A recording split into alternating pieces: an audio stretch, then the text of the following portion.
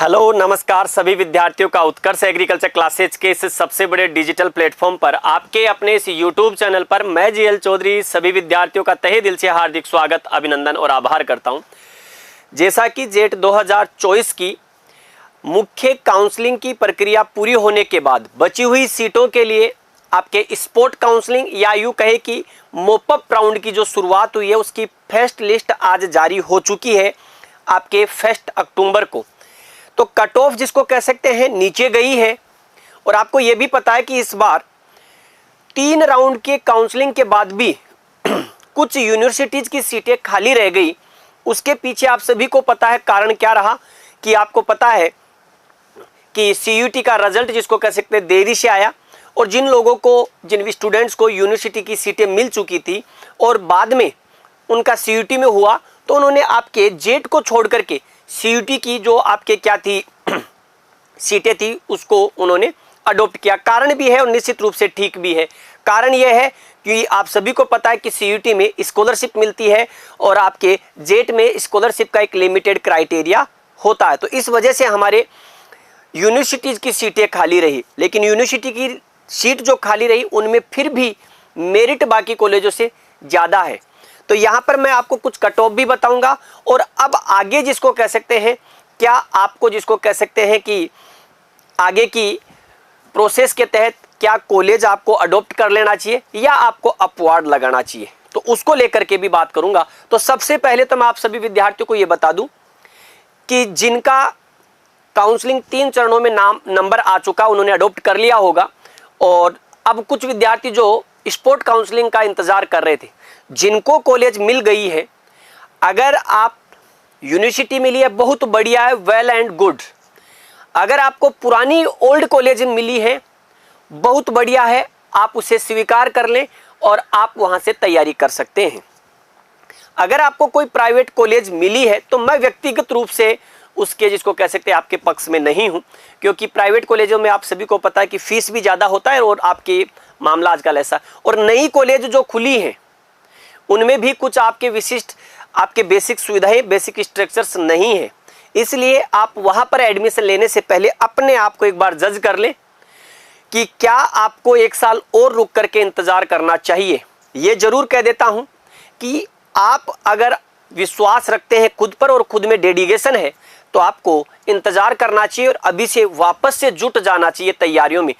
आपकी एक हार या आपको इस बार कॉलेज नहीं मिलना ये आपका भविष्य तय नहीं कर सकता, लेकिन ये जरूर है कि अगर गलत रास्ते निकल गए तो वो जरूर आपके भविष्य पर प्रश्नवाचक चिन्ह लगा सकता है।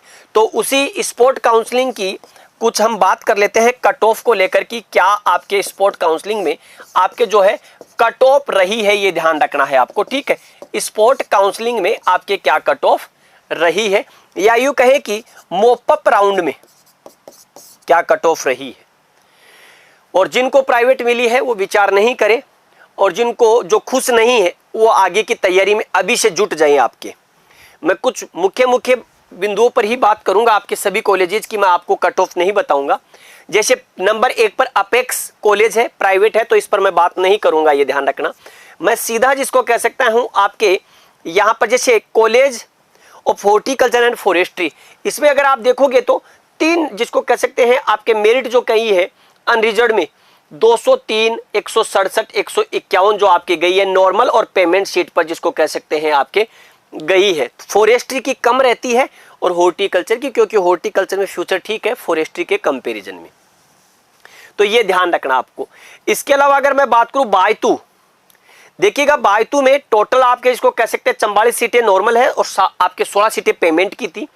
तो इनमें से आपके यहाँ पर अगर देखा जाए seat allotted in final sport counselling में तो 10 सीटें जिसको कह सकते हैं अलॉट हो चुकी है और 4 पेमेंट की अलॉट हो चुकी है। तो यहाँ पर अनरिजर्व की 194 है बायतू की। बायतू अच्छा कॉलेज है, जोधपुर यूनिवर्सिटी के अधीन आता है और एजुकेशन का लेवल भी अच्छा है, आईसीआर के द्वारा एफिलेटेड में आता है आपके।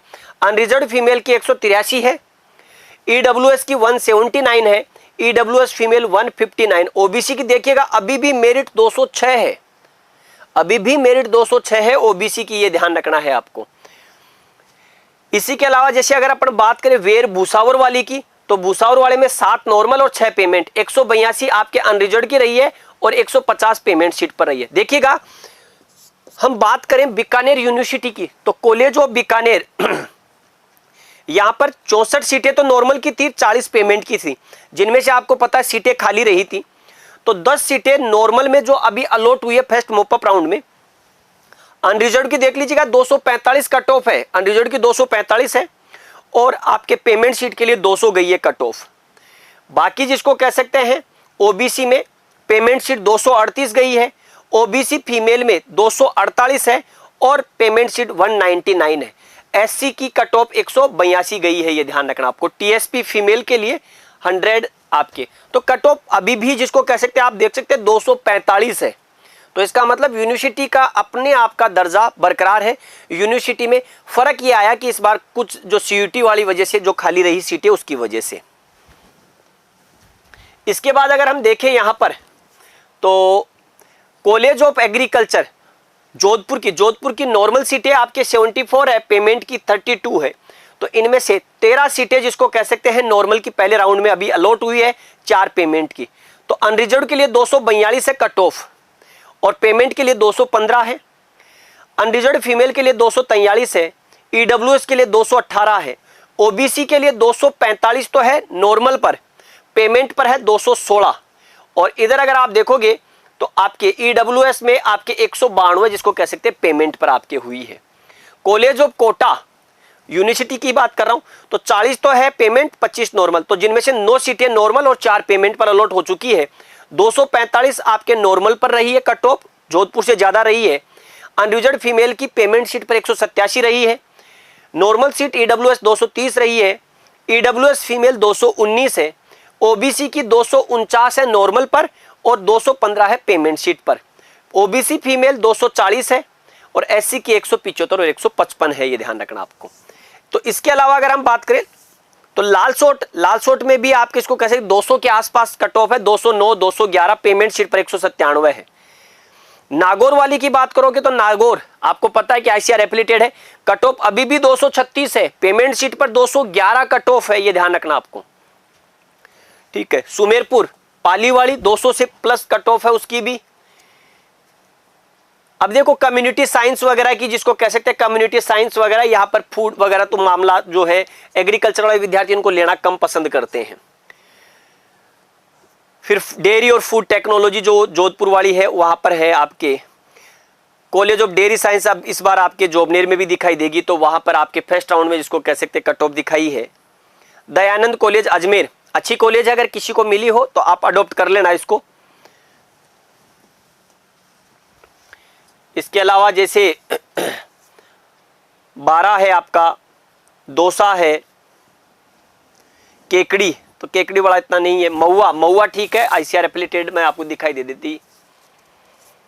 दूदू, प्रतापगढ़ जिसको कह सकते हैं आपके गवर्नमेंट कॉलेज टोंक, तो गवर्नमेंट कॉलेजों की कट ऑफ अभी भी जिसको कह सकते हैं आपके ज्यादा दिखाई देगी, ठीक है। देखिएगा अब रारी दुर्गापुरा हॉर्टिकल्चर अच्छा कॉलेज है, horticulture college Rari Durgapura 44 normal 20 payment, 6 और 3 अलॉट हुए, 235 है नॉर्मल कट ऑफ। अनरिजर्व की 216 अनरिजर्व फीमेल की है, 190 ईडब्ल्यूएस की है।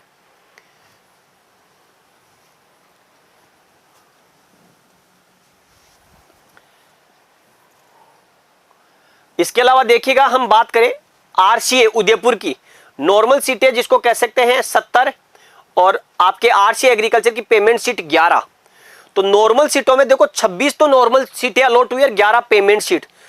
तो अनरिजर्व में 260 रही है और आपके पेमेंट सीट पर 218। तो इस बार जिनके नंबर कम थे 260 और कहीं 300, तो उनको इस बार उदयपुर यूनिवर्सिटी से मौका मिल गया है। अनरिजर्व की 282 है, ईडब्ल्यूएस की 277 नॉर्मल है और 208 पेमेंट शीट पर है। ईडब्ल्यूएस फीमेल की पेमेंट शीट पर 161 है, ओबीसी 259 नॉर्मल है और 218 आपके पेमेंट शीट है। एससी की 194 है, एसटी की 217 आपके आरसीए की है, ये ध्यान रखना है आपको, ठीक है। बाकी तो प्राइवेट कॉलेज है तो उन पर मैं ज्यादा चर्चा करूंगा नहीं, क्योंकि मैं प्राइवेट कॉलेज को आपके प्रीफरेंस देता नहीं हूं व्यक्तिगत रूप से। देखिएगा यहां पर एसकेएनयू का देखिएगा थोड़ा सा, तो अगर हम SKNU की बात करें तो SKNU की नॉर्मल 70 है और पेमेंट की 40 है। तो सीट अलॉट फर्स्ट राउंड में नॉर्मल 16 और 4 पेमेंट की। नॉर्मल की 260 कट ऑफ है अनरिजर्व में और 242 है आपके पेमेंट सीट पर। अनरिजर्व फीमेल की 256 है और EWS की 225 है। OBC 255 और 232 पेमेंट सीट है और OBC 250। तो आपको जिन लोगों को आपकी इच्छा के अनुसार मिला हो तो उसे स्वीकार कर लीजिएगा। अदरवाइज मैं आप लोगों को यही सलाह दूंगा कि आप अभी से अपनी तैयारियों में वापस से लग जाइएगा, अपने अस्त्र और शस्त्रों को संभालें और जुट जाइएगा 2025 को लेकर के। जो गलतियां 2024 में रही उन गलतियों को इस बार नहीं दोहराना है, ठीक है। तो इसीलिए उत्कर्ष के साथ जुड़ करके आप तैयारी कर सकते हैं। जेट फाउंडेशन 2025 का ये लाइव फ्रॉम स्टूडियो बैच है, तो आप सभी विद्यार्थी इसमें जुड़ सकते हैं जो आपके इस बार 2025 को लेकर के तैयारी करना चाहते हैं। तो जिन विद्यार्थियों का चयन हुआ उनको हार्दिक शुभकामनाएं और आप अपनी कॉलेज को, अपनी यूनिवर्सिटी को अडॉप्ट करें और जुट जाइए तैयारी के लिए। 4 साल का ये आपका जो कोर्स है ये आपकी जिंदगी बनाने के लिए बहुत पर्याप्त है। यहाँ बहुत कुछ सीखेंगे और बहुत कुछ जानेंगे। उत्कर्ष के साथ जुड़े रहने के लिए आप सभी विद्यार्थियों को ढेर सारी शुभकामनाएं और उत्कर्ष के साथ अपना प्यार प्रेम इसी प्रकार से बना करके रखिएगा। सभी विद्यार्थियों को धन्यवाद। जय हिंद, जय भारत, बेस्ट ऑफ लक।